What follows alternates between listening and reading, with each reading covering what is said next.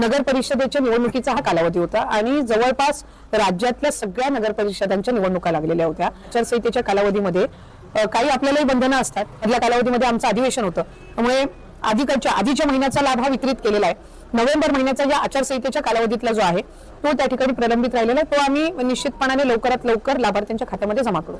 Hello लाडक्या बहिणींनो आणि लाडक्या ताईंनो, मुख्यमंत्री माझी लाडकी बहीण योजना आणि त्याचा 17वा हप्ता म्हणजेच नोव्हेंबर महिन्याचा हप्ता कधी भेटतो, कोणाला भेटतो याची आतुरता आणि उत्सुकता तुम्हाला सर्वांनाच लागली होती। त्यामध्येच आता काल आदित्यताईंनी स्वतः पत्रकार परिषदेमध्ये बोलताना लवकरच नोव्हेंबरचा हप्ता वितरण होणार आहे याचा व्हिडिओ सुद्धा मी तुम्हाला थोड्याच वेळा पहिले दाखवलेला आहे आणि त्यामध्येच अजून काही बातम्या त्यांनी दिलेल्या आहेत। हे सगळंच तुमच्यापर्यंत आता घेऊन आलेलो आहे। तर लाडक्या बहिणींनो, अत्यंत महत्त्वाची न्यूज आहे, आनंदाची बातमी आहे, अत्यंत महत्त्वाची खुशखबर आहे। हे सगळं तुम्हाला आता इथे या व्हिडिओच्या माध्यमातून सांगणार आहे। तर लाडक्या बहिणींनो, माझा पहिले प्रश्न एवढाच आहे आदित्यताई तटकरे यांना, की खरंच करप्शन हा मुद्दा तर नाहीये। जसं कॅगचा रिपोर्ट काढाला भारताचे जे महालेखा परीक्षक असतात त्यांनी एक काल रिपोर्ट दिलेला आहे आणि या रिपोर्टमध्ये एक असं निर्देशनास आलं आहे की राज्य सरकारमध्ये ज्या ज्या स्कीम्स असतात त्याच्यामध्ये भयंकर मोठं करप्शन होत असतं। त्याच्यामधलंच करप्शन ते स्किल इंडिया जी प्रोग्राम आहे, या स्किल इंडियामध्ये जे करप्शन झालंय ते भयंकर होतं। असंच करप्शन आपल्या महाराष्ट्रामध्ये झालं का? कारण आदित्य त्यांनी सरळ सांगितलंय, आचारसंहितेमध्ये आमच्यावर काही लिमिटेशन असतात, पण लिमिटेशन्स आहे, मान्य आहे। पण निवडणूक आयोगाने का सांगितलं असतं की तुम्ही हप्त्याचं वितरण करू शकता, निराधार योजना तुम्ही देऊ शकता, तर मग आचारसंहितेमध्ये लाडक्या बहिणींना हप्ते का देऊ शकत नाही, हा एक प्रश्न आहे। याचं सुद्धा तुम्ही उत्तर देणं गरजेचं आहे। अन्यथा लाडक्या बहिणींच्या मनामध्ये भयंकर मोठा प्रश्न उपस्थित झालाय। तर लाडक्या बहिणींनो, तुमचं म्हणणं काय नक्की कमेंट बॉक्समध्ये सांगा। जर तुम्ही बोलल्या नाहीत लाडक्या बहिणींनो, तर तुमचे हप्ते तसेच पेंडिंग चाललेच आहे। पण जर तुम्ही आताही बोलले नाहीत तर तुमचे हप्ते होऊ शकतं, इट माइट बी पॉसिबल की 2-3 महिने पुन्हा पुढे जाणार आहेत। बघा लाडक्या बहिणींनो, मी पहिले सकाळची न्यूज सांगतो आणि नंतर आदित्यताई तटकरेंनी काय म्हटलं ते सुद्धा तुम्हाला सांगतोय। लाडक्या बहिणींसाठी आनंदाची बातमी, ई-केवायसीला मुदतवाढ। ई-केवायसीला मुदतवाढ भेटायला पाहिजे की नाही? कारण असंख्य लाडक्या बहिणी अजूनही बाकी आहेत। आजची 26 तारीख आहे, शेवटचे 4 दिवस बाकी आहे आणि लाडक्या बहिणींची ई-केवायसी कंप्लीट झालेली नाही आहे। आणि काल जेव्हा स्पष्टीकरण देताना आदित्यताईंनी पत्रकार परिषदेमध्ये सांगितलं, तर या ई-केवायसी बद्दल सुद्धा काहीही वक्तव्य केले नाही आहे। ज्या बहिणींकडे पती नाही आहे, ज्या बहिणींकडे वडील नाही आहे, ज्यांच्याकडे डॉक्युमेंट्स नाही आहे, पती बेपत्ता आहे, वडील बेपत्ता आहे, अशा बहिणींनी काय करावं, डॉक्युमेंट्स कुठून आणावे, बरोबर? त्याचबरोबर ज्या बहिणींना ओटीपी जात नाही, ज्या बहिणींना पात्र यादीमध्ये नाव येत नाहीयेत, अशा बहिणींनी काय करावं? त्या पात्र असून सुद्धा आता फॉर्म भरू शकत नाही, ई-केवायसी करू शकत नाही, अशा बहिणींनी काय करावं? नक्की तुमच्या प्रतिक्रिया कमेंट बॉक्समध्ये सांगा। अनेक बहिणींची ई-केवायसी झाली आहे, पण अनेक बहिणींची अजूनही ई-केवायसी बाकी आहे। त्यानंतर नोव्हेंबरचा आणि डिसेंबरचा हप्ता एकाच वेळी खात्यामध्ये जमा होणार का? तर याचं उत्तर मी तुम्हाला देतो। काल आदित्यताई तटकरेंनी स्वतः सांगितलं, नोव्हेंबर महिन्याचाच हप्ता जमा होईल, नोव्हेंबर महिन्याचाच हप्ता जमा होईल। आणि आता तुम्हाला सांगतोय, फक्त आणि फक्त नोव्हेंबर महिन्याचा जी-आर आलेला आहे, डिसेंबरचा जी-आर आलेला नाही। म्हणून लक्षात घ्या काय भेटणार आहे आणि कधी भेटणार आहे। लाडकी बहीण योजनेत सहभागी महिलांना ई-केवायसी करणे बंधनकारक आहे। यासाठी 31 डिसेंबरपर्यंतची मुदत असून अद्याप अनेक महिलांची ई-केवायसी होणे बाकी आहे। ज्याची ई-केवायसी पूर्ण झाली त्या बहिणी आता अनुदानाचे हप्ते मिळण्याच्या प्रतीक्षेत आहे। तुमची ई-केवायसी झाली का? नक्की कमेंट बॉक्समध्ये सांगा आणि तुमच्यापैकी कोणत्या बहिणींची ई-केवायसी झाली नाही ते सुद्धा कमेंट बॉक्समध्ये सांगा। डिसेंबरचा अखेर आला तरी नोव्हेंबरचा हप्ता मिळालेला नाही, पण डिसेंबर अखेरीस नोव्हेंबरचा, तसेच संक्रांत आणि महानगरपालिका निवडणुकीपूर्वी मतदानापूर्वी डिसेंबर जानेवारीचे हप्ते देण्याबाबतचा प्रयत्न सुरू असल्याचे अधिकाऱ्यांकडून सांगितले जात आहे। यामुळे लाडक्या बहिणींच्या नजरा अनुदानाकडे लागल्यात। हे मला काही वाटत नाही, फक्त आणि फक्त हे यासाठी सांगण्यात येत आहे तुम्हाला, की बाबा तुम्ही महानगरपालिका निवडणुकीमध्ये म्हणजे मिनी विधानसभा निवडणुकीमध्ये त्यांना काय द्या, मत द्या। या प्रकारच्या घटनांना, या प्रकारच्या समस्या पुढे नको यायला, आपण हरायला नको म्हणून अशा समोर येत आहे। जिल्ह्यात लाडकी बहीण योजनेचा 8 लाख लाभार्थी आहेत।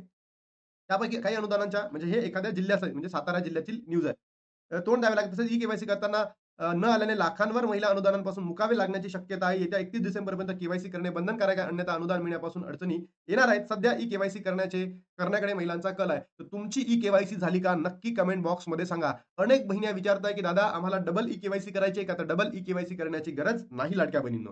जर तुम्हाला वाटतच असेल तर तुम्ही लॉग इन करा, तुमचा आधार क्रमांक टाकून बघा, तिथे तुम्हाला मेसेज येतो की बाबा डबल म्हणजे तुमची ई-केवायसी झालेली आहे, डबल करण्याची गरज नाही, असा पद्धतीचा त्या ठिकाणी मेसेज येतो। मग आता प्रश्न उपस्थित होतो की 31 डिसेंबरच्या नंतरही आपल्याला काय मिळायला पाहिजे? ई-केवायसीची मुदतवाढ मिळायला पाहिजे का? तर याचं उत्तर आहे 100% येस। 100% येस, मिळणं कंपल्सरी आहे, मिळायलाच पाहिजे, अन्यथा लाखो बहिणी या योजनेपासून काय होतील, दूर जातील आणि त्या पात्र असून सुद्धा त्यांना या योजनेचा लाभ घेता येणार नाही। ज्या महिलांनी ई-केवायसी पूर्ण केली आहे त्यांचा अनुदान हप्ता कधी मिळेल याची प्रतीक्षा करावी लागेल। नोव्हेंबरचा हप्ता डिसेंबर अखेरीस मिळतो, पण यावेळेस निवडणुका असल्याने अद्यापही तरी हप्ता जमा झालेला नाही।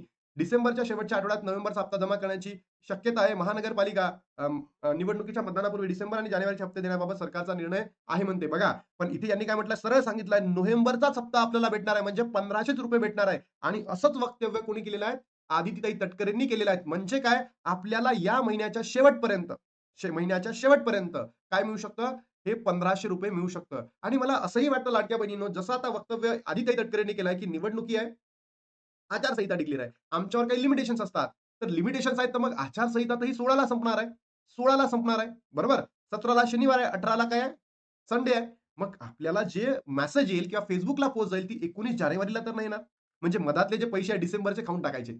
बरोबर? कारण निवडणुकीसाठी पैसा लागणार आहे ना त्यांना. निवडणुकीसाठी लाडकी बहीण योजनेमधून काढला पैसा आणि कुठे लावला? निवडणुकीवर लावला.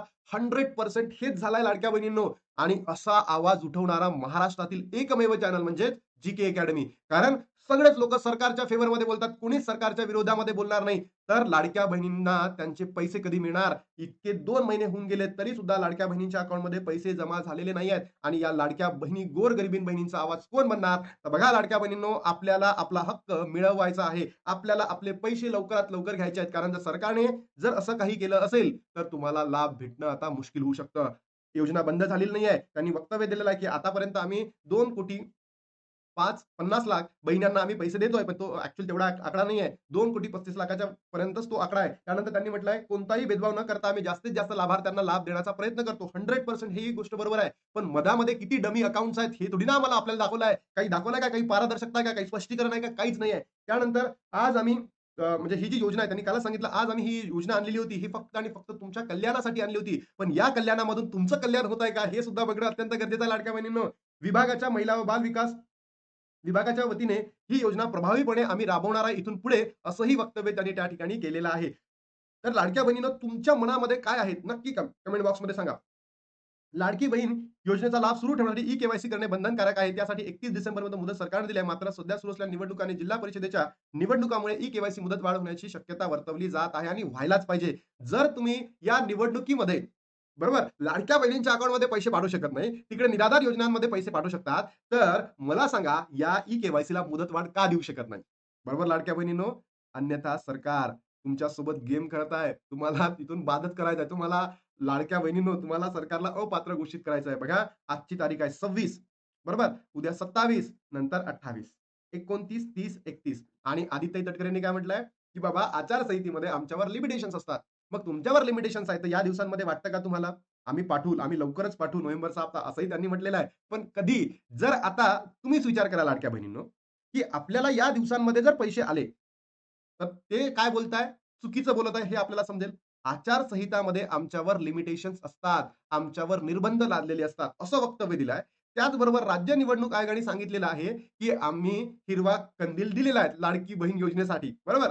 राज्य निवडणूक आयोगाने काय सांगितलं? हिरवा कंदील ऑलरेडी दिलेला आहे. हिरवा झेंडा ऑलरेडी दिला होता, की तुम्ही आचारसंहितेमध्ये या योजनेचे पैसे वितरण करू शकता. मग आता जर आदित्य तटकरेंनी असं म्हटलेलं आहे, की आमच्यावर लिमिटेशन्स आहेत. मग आपल्याला आता पैसे येईल का? समजा आले, तर मग काय चालू आहे आणि काय नाही महाराष्ट्रामध्ये तुम्हाला समजलं असेल लाडक्या बहिणींनो काय म्हणायचं आहे मला. त्यानंतर जर आता पैसे नाही आले, कारण की स्वतः आदित्य तटकरे म्हटले लवकरच पाठवतो आणि आचारसंहितेमध्ये आमच्यावर लिमिटेशन्स आहेत. मग आचारसंहिता तर इथे संपणार आहे. 17-18 काहीच होणार नाही. काहीच होणार नाही. संडे आहे, सॅटर्डे आहे. म्हणजे 19 तारखेला काय होईल? त्यांच्या Facebook हँडलला येईल. आणि 20, 21, 22 मध्ये तुम्हाला नोव्हेंबरचा हप्ता देईल. मग डिसेंबरचा हप्ता कधी भेटणार? हाही एक मोठा प्रश्न आहे. बरोबर? हाही एक मोठा प्रश्न आहे लाडक्या बहिणींनो. समजून घ्या मला काय म्हणायचं आहे. म्हणून तुम्हा सर्वांना मी सांगत असतो, तुम्हा सर्वांना सांगत असतो काय करायचं आणि काय नाही. आपलं म्हणणं, आपली जे मतदानाची जी ताकद आहे तुम्ही आज व्हिडिओमध्ये दाखवा. कमेंट बॉक्समध्ये सांगा आणि महाराष्ट्रातील तमाम बहिणींपर्यंत या व्हिडिओला पोहोचवा. अन्यथा हे सरकार लाडकी बहीण योजनेचा जो पैसा आहे, हा कुठे वळवणार आहे? निवडणुकीमध्ये आणि अजूनही आपल्याला ते पैसे देतील किंवा नाही देतील काहीही माहिती नाही. तर लाडक्या बहिणींनो तुमचं प्रतिक्रिया काय? नक्की कमेंट बॉक्समध्ये सांगा. आणि ही जी अर्जंट बातमी होती तुमच्यापर्यंत पोहोचवली. काय होती? त्यांनी स्वतः सांगितलंय, की नोव्हेंबरचा हप्ता म्हणजे 1500 रुपये येणाऱ्या कालावधीमध्ये लवकरात लवकर तुमच्या अकाउंटला जमा होतील आणि त्यांनी काय सांगितलं, आचारसंहितेमध्ये आम्ही पैसे देऊ शकत नाही किंवा आमच्यावर निर्बंध असतात. मग ते का असं म्हटल्यात, इकडे राज्य निवडणूक आयोग म्हणतं की नाही पैसे देऊ शकतात. मग नेमकं काय चालू आहे? काय खिचडी पकत आहे? कुठेतरी भयंकर मोठं करप्शन लपलेलं आहे असं मला वाटतं. लाडक्या बहिणीनं तुमच्या प्रतिक्रिया काय नक्की कमेंट बॉक्समध्ये सांगा, जेणेकरून आपल्याला त्या प्रश्नांना उत्तर देता येईल आणि सरकारला सुद्धा प्रश्न विचारता येईल. कारण आपण सरकारला रिस्पॉन्सिबल आणि अकाउंटेबल ठरवू शकतो. अन्यथा हे सरकार केंद्राची जी स्किल इंडिया डेव्हलपमेंट प्रोग्राम आहे, असं होणार आहे. तिकडे अरावलीचा इश्यू आहे, तिकडे उन्नाव रेप केस चालू आहे. भयंकर इश्यू आज मी तुम्हाला सांगणार आहे. हो, लाडक्या बहिणींनो, मी स्वतः एक प्रोफेसर आहे. माझी स्वतःचं एक ॲप आहे जीके अकॅडमी. या ॲपला जाऊन तुम्ही प्ले स्टोअरला जाऊन डाउनलोड करू शकता आणि डाउनलोड केल्यानंतर तिथे तुम्हाला कोणी तुमचे मुलगा असेल, भाऊ असेल, बहीण असेल, कोणी असेल, त्यांना जर एम-पी-एस-सी, यू-पी-एस-सीचा अभ्यास करायचा असेल, तर इथे माझे कोर्सेस सुरू आहेत. तर तुम्ही ते डाउनलोड करू शकता. आता इथे थांबतो आणि भेटतो तुम्हाला नवीन व्हिडिओमध्ये. तोपर्यंत जय हिंद, जय महाराष्ट्र, जय श्रीराम.